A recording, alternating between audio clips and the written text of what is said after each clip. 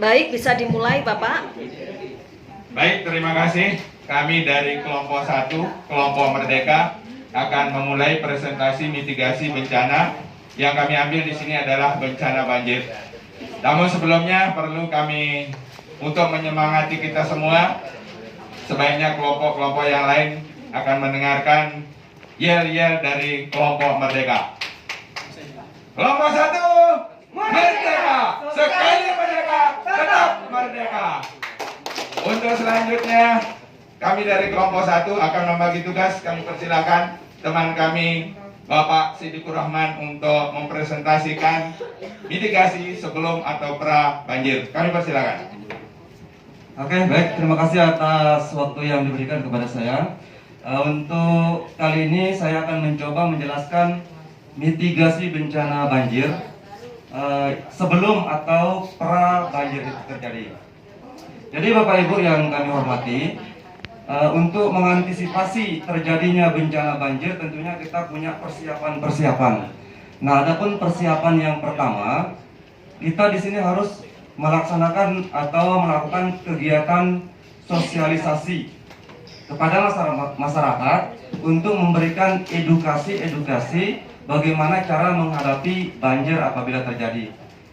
Kemudian yang kedua, kita tentunya membuatkan SOP ya, atau standar operasional prosedur yang dilakukan di tingkat-tingkat RT maupun RW. Di samping itu juga tentunya yang penting di sini, apabila nanti banjir itu terjadi, kita sudah memiliki persiapan-persiapan berupa perlengkapan-perlengkapan yang diperlukan, seperti makanan cepat saji, ada untuk sumber informasi atau pakaian-pakaian yang dibutuhkan. Yang tidak kalah pentingnya lagi tentunya ini untuk pencegahan Bapak Ibu ya. Kita harus peduli kepada lingkungan. Apabila musim hujan sudah mau tiba, tentunya kita harus, atau bila perlu ini secara rutin ya, kita membersihkan selokan-selokan yang ada di sekitar. Nah, itu yang kaitannya dengan ini untuk kaitannya dengan persiapan dalam menghadapi banjir yang sangat penting sekali, karena kita tahu bahwa masyarakat secara umum itu kurang peduli terhadap kebersihan lingkungan. Nah, jadi ini langkah yang sangat penting bagi kita semua untuk mencegah atau menghadapi apabila banjir itu terjadi.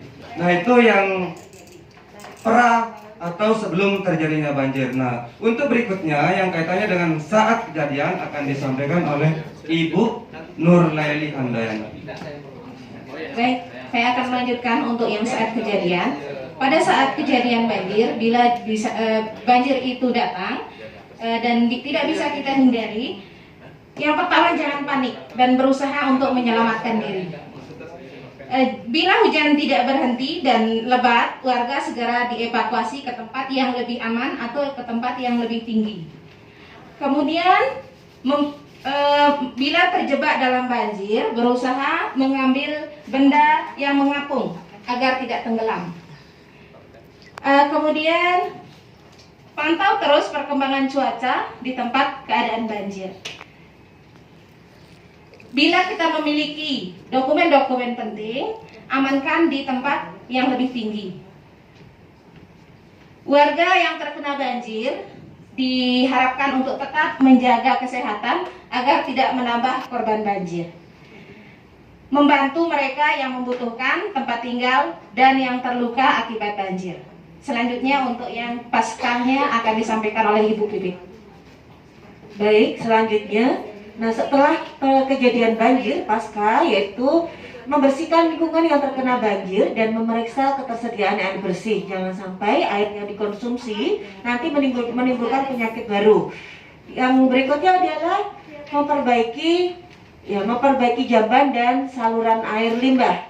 Hemat dalam menggunakan air bersih dan menjauhkan kabel listrik agar terhindar dari hal yang tidak diinginkan. Jadi pada waktu setelah banjir biasanya semuanya dalam kondisi basah, harus dipastikan bahwa kabel-kabel listrik itu aman, jangan sampai nanti membahayakan, yaitu membuat strom. Selanjutnya menghindari bangunan yang sudah tidak layak pakai, karena banjir itu biasanya membuat bangunan-bangunan menjadi lebih lapuk, lebih mudah runtuh. Kemudian memberi bantuan kepada korban bencana banjir, baik bantuan dukungan fisik maupun non-fisik. Demikian yang bisa disampaikan dari kelompok 1. Terima kasih atas perhatian Bapak Ibu. Wassalamualaikum warahmatullahi wabarakatuh. Waalaikumsalam warahmatullahi wabarakatuh. Demikian Bapak Ibu presentasi dari